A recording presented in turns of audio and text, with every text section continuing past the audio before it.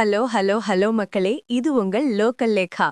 இன்னைக்கு அதிமுக கூட்டணிக்குள்ள ஒரு பெரிய சீட்டு சண்டை ஆரம்பிச்சிருக்கு.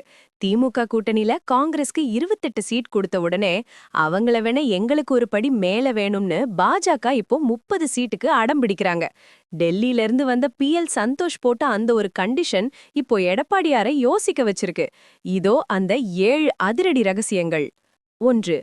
திமுக கூட்டணியில காங்கிரஸ்க்கு 28 தொகுதிகள் ஒதுக்கப்பட்ட நிலையில பாஜக இப்போ அதிமுகவிடம் குறைஞ்சபட்சம் 30 தொகுதிகள் வேணும்னு அழுத்தம் கொடுக்க ஆரம்பிச்சிட்டாங்க.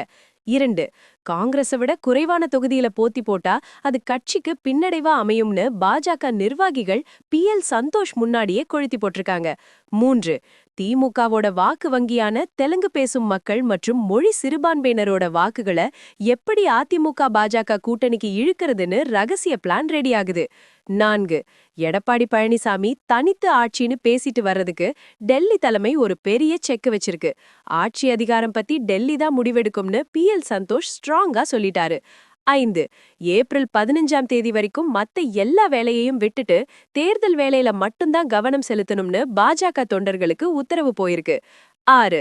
தவக தலைவர் விஜயை எப்படியாவது இந்த கூட்டணிக்குள்ள கொண்டு வரணும்னு ஒரு பக்கம் முயற்சிகள் நடக்கிறதுனாலதான் தொகுதி பங்கீட்டுல இவ்வளவு இழுபறி நீடிக்குது.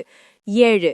நயினார் நாகேந்திரன் இன்னும் முடிவாகலன்னு சொன்னாலும் பாஜக கேக்குற அந்த 30 சீட்டை எடப்பாடியார் கொடுப்பாரா இல்ல முறுக்கிக்கிட்ட நிப்பாராங்கிறது தான் இப்போதைய மெகா கேள்வி பாஸ். இந்த கூட்டணி யுத்தம் நமக்கு ஒரு விஷயத்த தெளிவா சொல்லுது. காங்கிரஸை விட ஒரு படி மேல நிக்கணும்னு பாஜக நினைக்கிறது அவங்களோட கௌரவ பிரச்சனையா மட்டும் இல்லாம தமிழ்நாட்டுல தங்களோட பலத்தை காட்டுறதுக்கான ஒரு சவாலாவும் மாறியிருக்கு.